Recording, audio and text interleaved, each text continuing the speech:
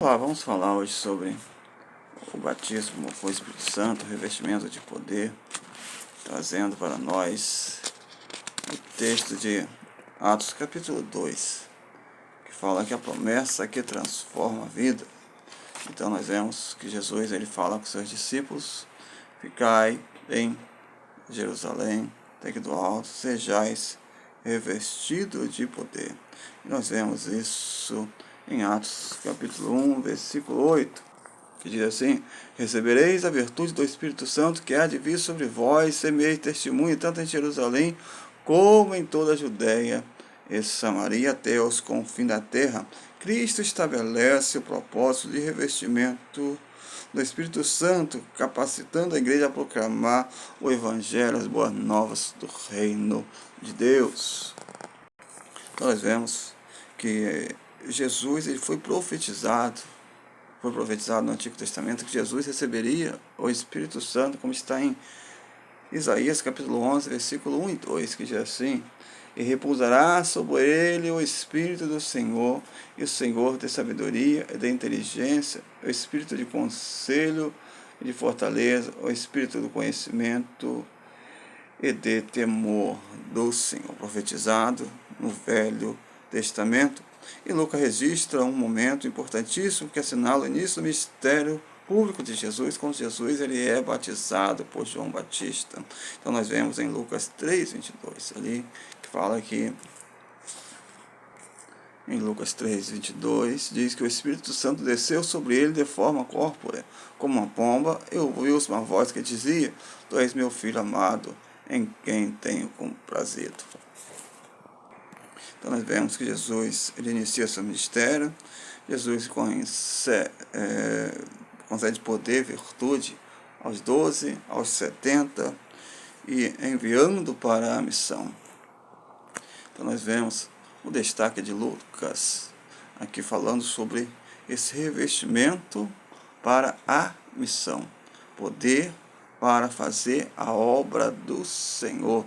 Então nós vemos que após a ascensão de Jesus, seus discípulos não deveriam se aventurar a realizar a missão evangelizadora com seus próprios recursos, mas guardar a vida do Espírito Santo conforme prometido pelo Senhor Jesus Cristo.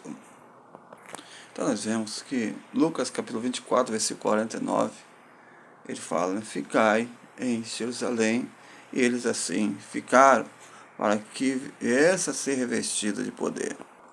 E isso acontece em Atos capítulo 2, que diz que estavam todos reunidos no dia do Pentecoste ali, e foram todos cheios do Espírito Santo e falavam em outras línguas.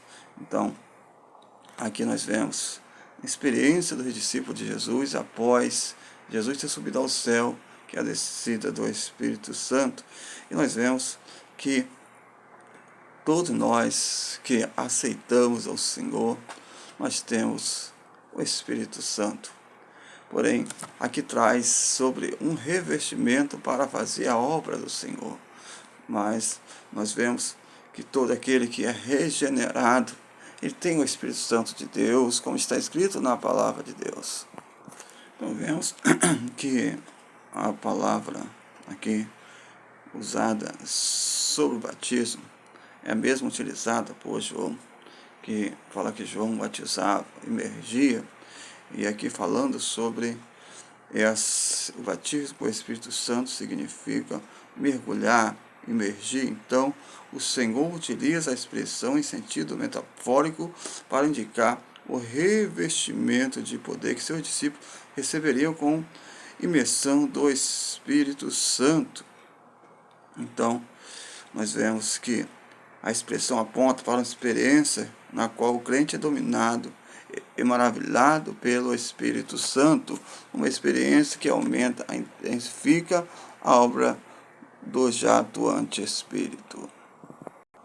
Então vemos que aqui em Atos traz essa evidência inicial sobre o batismo com o Espírito Santo no falar em língua, né? Nós vemos vários relatos aqui sobre lá, tanto em Atos 2, 4, Atos 10, 46, Atos 19, e nós vemos que ali eles receberam a palavra de Deus e foram batizados, ou seja, falaram em outras línguas. Mas nós vemos que a palavra de Deus diz que eles foram capacitados, ou seja, não apenas falar em língua, traz aqui maior dinamismo, ousadia, intrepidez, anunciar a palavra de Deus, edificação espiritual na vida do discípulo de Cristo, mais dedicação, oração, intercessão, poder no combate às forças do mal. Capacitação para ajudarmos uns aos outros. Então nós vemos que na Bíblia ela tem o livro de Atos, e Paulo ele vem trazendo alguns ensinamentos sobre a ação do Espírito Santo de Deus na igreja. E nós vemos que em 1 Coríntios 12 e 1 Coríntios 14, ele fala sobre aquele que está na igreja,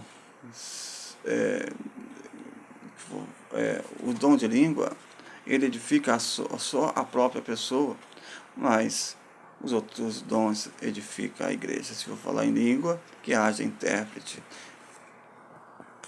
Nós não podemos nos esquecer, como diz em Efésios, capítulo 1, versículo 13, em que também vós estáis, depois que ouviste a palavra da verdade, o evangelho da vossa salvação, e tendo nele também crido, foste selado com o Espírito Santo da promessa. Ou seja, aquele que recebeu o Senhor foi convencido pelo Espírito Santo, ele recebe o Espírito Santo de Deus em sua vida.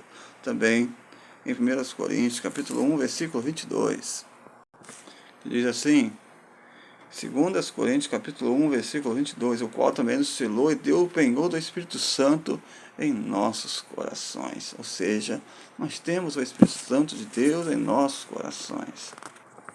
E para fecharmos aqui, Gálatas capítulo 5, versículo 17, que diz assim, a carne cobiça contra o Espírito, e o Espírito contra a carne, estes opõem-se uns aos outros, para que não façais o que quereis.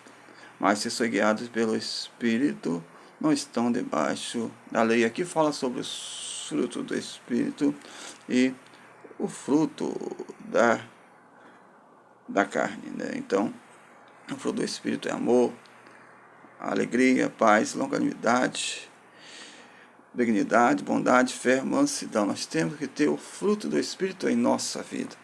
Não adianta nós falarmos que somos batizados, nós não temos o Espírito Santo de Deus para estar nos conduzindo no nosso proceder, nossa caminhada da Cristo.